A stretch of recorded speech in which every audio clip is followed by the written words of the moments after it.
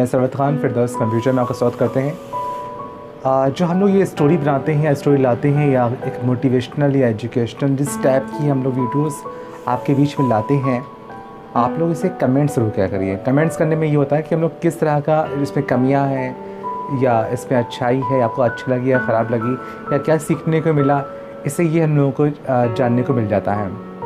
आज की जो स्टोरी है, अगर इसको सुनने के बाद में शायद आपकी ज़िंदगी में जो परेशानी जब आती है तो सोच हमारी उन परेशानियों के बारे में चेंज हो जाएगी। हालांकि ये स्टोरी थोड़ा लीक से हट करके जानवरों के ऊपर है, लेकिन जानवर से हम लोग भी कुछ सीखने को मिलता है। ये स्टोरी एक लोमड़ी की है। अक्सर उसको लोमड़ी को चालाक कहते हैं। एक लोमड़ी बहुत प्यासी थी, बेइंतहा प्यासी थी। वो पानी की तलाश में बहुत कुछ ढूंढती, कहीं पानी मुझे मिल जाए, कहीं नदी मिल जाए। वो ढूंढती है, उसको नदी नहीं मिलती है। अब उसकी प्यास और ढेर ज़्यादा बढ़ चुकी होती है। जब वो हार जाती है तो जब ढूंढते ढूंढते इतनी थक जाती है कि प्यास उसकी और तेज़ होने पर वो कहीं बैठ जाती है, खामोश बैठ जाती है लोमड़ी। उसे कहीं पास से कुछ गिरने की आवाज़ पानी की टाइप की सुनाई पड़ रही होती है। वो उस सब आवाज़ तक दौड़ती है, उसे एक झरना मिलता है और वो पानी पीने की कोशिश करती है। जब पानी पीने में वो खो जाती है और पानी पी चुकी होती है, तब उसके पीछे जब मुड़ कर देखती है तो उसके पीछे आग जल रही थी। और बड़ी हैरान कि अभी सब सही था, अभी आग कैसे लग गई। जब वो अपने उल्टे हाथ देती है तो शिकार करने के लिए उसका ही शिकार करने के लिए एक शेर आ रहा होता है उल्टी हाथ तरफ, और सीधे हाथ देखती है तो एक शिकारी खुद खड़ा होता है जो कि उसको लोमड़ी को मारना चाह रहा था, और सामने नदी बह रही थी। यहाँ पर सोचती है हम करें क्या। वो सोचती है कुछ ना करे, क्यों ना इत्मीनान से पानी ही पी लिया जाए, न मरना है ही, क्यों ना ठीक से पानी ही पी लिया जाए। क्योंकि अगर पीछे भागेंगे तो जल जाएंगे और आगे पानी ही है और लेफ़्ट हैंड साइड पर शेर खड़ा और राइट हैंड साइड पर शिकारी खड़ा, तो पानी खूब पीती है। कुछ टाइम पानी पीने में लगा देता है, तब तक कि जो पीछे हरकतें हो रही थी लोमड़ी या शिकारी या शेर, वो वैसे ही खड़े उसका वेट कर रहे थे। वो पानी पिया। ये जब पानी पीते हुए कुछ आसमान में काली कटर छाई और पानी बरसा तो जो पीछे आग जो जल रही थी जलना ख़त्म हो गई, बुझ गई। उसके बाद पानी बरसते में जो शिकारी ने चलाया तीर अपना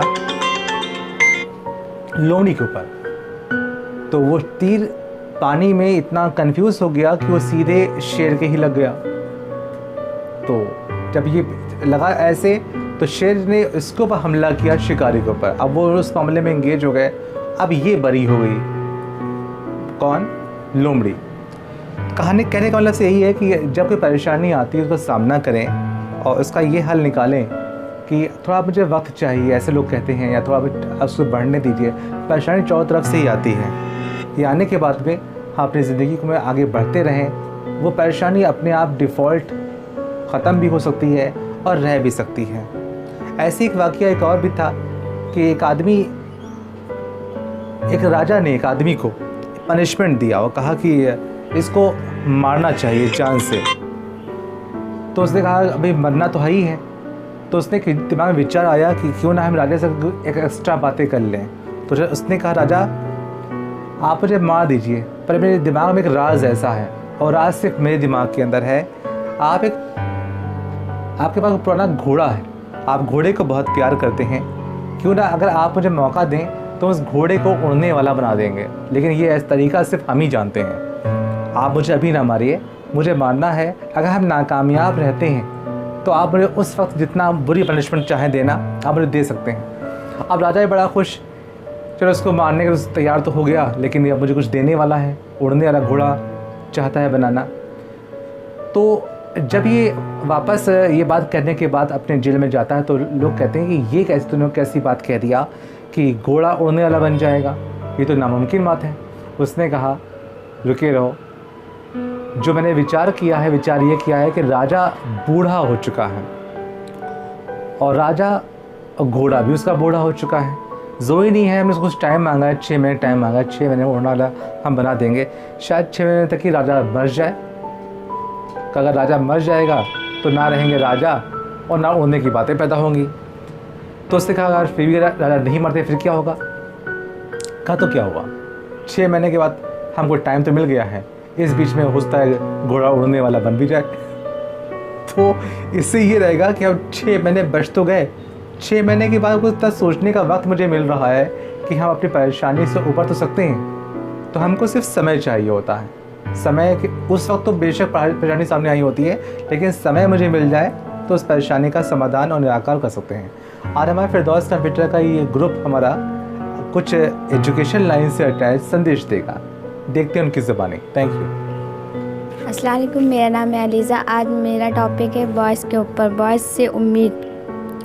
हम वो हैं जिन्हें पैदा होते ही उम्मीद से लाद दिया जाता है, फिर थोड़े बड़े होते ही किताबों का बोझ डाल दिया जाता है। बड़े लाड से रखा जाता है, बड़े प्यार किया जाता है। कभी कभी गलतियों पर डांट भी दिया जाता है, तो कभी कभी शरारतों पर हमें मार भी दिया जाता है। और फिर हमारे रोने पर कहते हैं कि तुम लड़के हो, तुम नहीं रो सकते।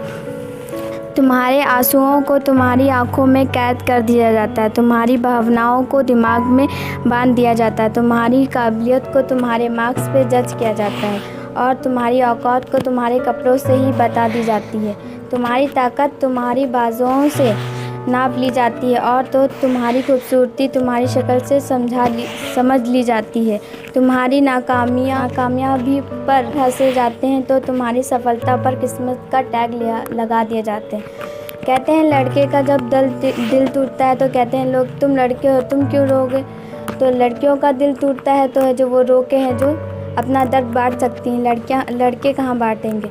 तो लड़कों से ऐसी उम्मीद मत रखे जो वो भी एक इंसान, उनके पास भी दिल है।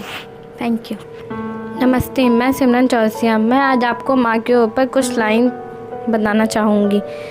माँ तो आखिर माँ होती है, माँ तो आखिर माँ होती है। अपने सपने को त्याग कर रातों को जाकर अपनी ख्वाहिशों करती है, हमारी ख्वाहिश करती है पूरी।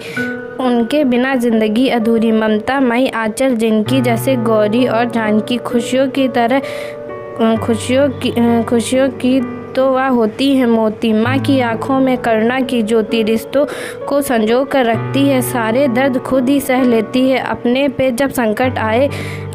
जब संकट आए मौत से भी लड़ लेती है। कभी दुर्गा कभी चंडी बनकर। जब बात अपने बच्चों पर आती है रब की परछाई बन जाती है। माँ तो आखिर माँ होती है।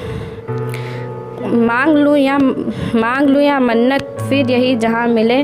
मांग लूँ या मन्नत फिर यही जहाँ मिले। फिर वही गोद फिर वही माँ मिले। Thank you. अस्सलाम वालेकुम, मेरा नाम तुबा जमील है। जो अपने कदमों की काबिलियत पर विश्वास रखते हैं वही अक्सर मंजिल पर पहुंच जाते हैं। Thank you. अस्सलाम वालेकुम, माय नेम इज़ चांदनी। आज मैं आप लोगों को मोटिवेशन लाइनें बोल के बताऊंगी। जो दयालु और सच्चे होते हैं वो चीज़ों को तो क्या किसी को दान देने का भी दिखावा नहीं करते, सादगी में ही रहते हैं और काम अच्छे करते हैं। Thank you. अस्सलाम वालेकुम, मेरा नाम है अलीज़ा। आज हम लोग हैं जो आपको लड़कों से उम्मीद क्या होती है बताएंगे। हम वो हैं जिन्हें पैदा होते ही उम्मीद से लाद दिया जाता है, फिर थोड़े बड़े होते ही किताबों का बोझ डाल दिया जाता है।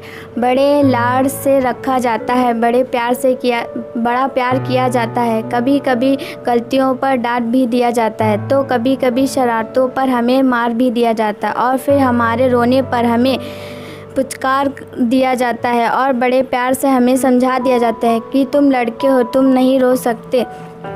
तुम्हारे आंसुओं को तुम्हारी आंखों में कैद कर दिया जाता है, तुम्हारी भावनाओं को तुम्हारे दिमाग में बांध दिया जाता है, तुम्हारी काबिलियत को तुम्हारे मार्क्स पे जज किया जाता है, और तो तुम्हारी औकात तुम्हारे कपड़ों से बता दी जाती है, तुम्हारी ताकत तुम्हारी बाजुओं से नाप ली जाती है, और तो तुम्हारी खूबसूरती तुम्हारे शक्ल से समझ ली जाती है। तुम्हारी नाकामयाबी पर तुम पर लोग हंसते हैं, तो तुम्हारी सफलता पर किस्मत का टैग दे दिया जाता है। Thank you.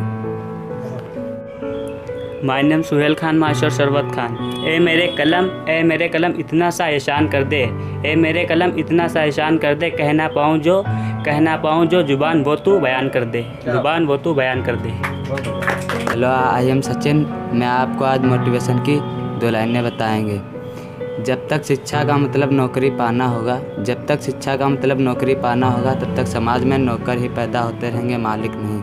अक्सर लोग कहते हैं कि मेरा बेटा पढ़ लिख कर नौकरी पा जाएगा, कोई अच्छा काम करेगा। अरे आप भी तो कुछ पढ़ लिख कर बिजनेस कर सकते हैं, खुद का काम कर सकते हैं, ज़रूरी नहीं कि पढ़ लिख कर नौकरी ही करें। Thank you.